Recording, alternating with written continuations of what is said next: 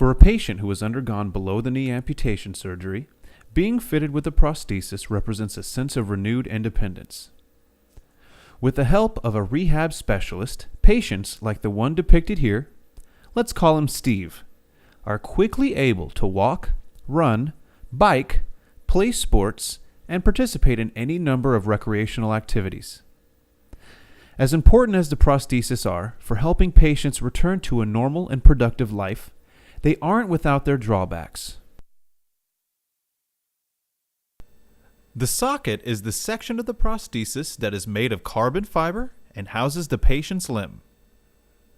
If you take a closer look, you'll notice that the socket is lined with a thick industrial material called urethane that helps secure the connection between the prosthesis and the patient's residual limb. To give you a better idea, it might help to think of this liner as a large rubber sock that fits on the patient's limb. As you can imagine, the urethane liner interferes with the body's ability to naturally cool itself by completely preventing airflow.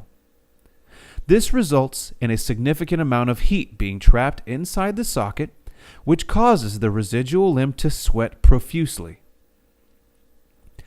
Complications from sweat and heat can range from rashes, ingrown hairs, to skin degradation and poor limb health.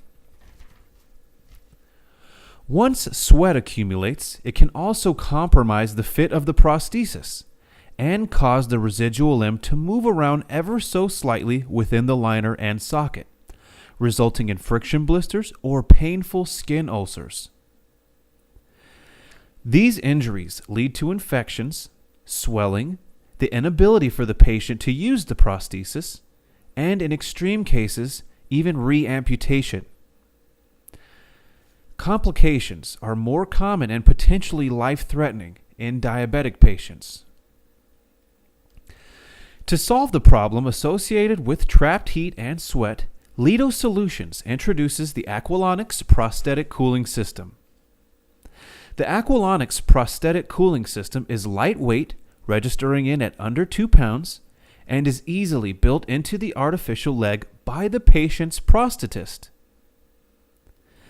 The entire system consists of one rechargeable lithium polymer battery, similar to batteries used in small remote control cars, a circuit box with an on and off switch, wiring and wiring harnesses, 2 thermoelectric cooling elements, each roughly the size of a saltine cracker, and heat sinks, complete with small fans that act as an exhaust and can assist in the heat transferring process.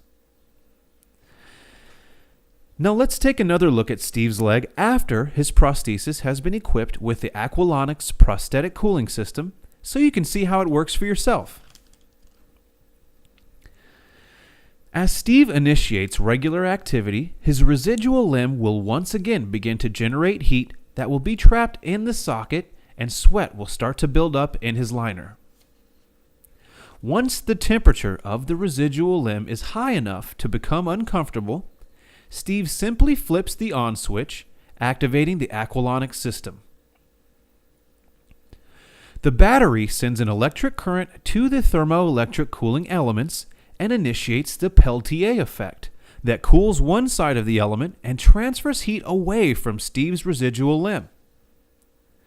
The cooling effect is regulated by the circuit box that is positioned between the battery and the thermoelectric cooling elements.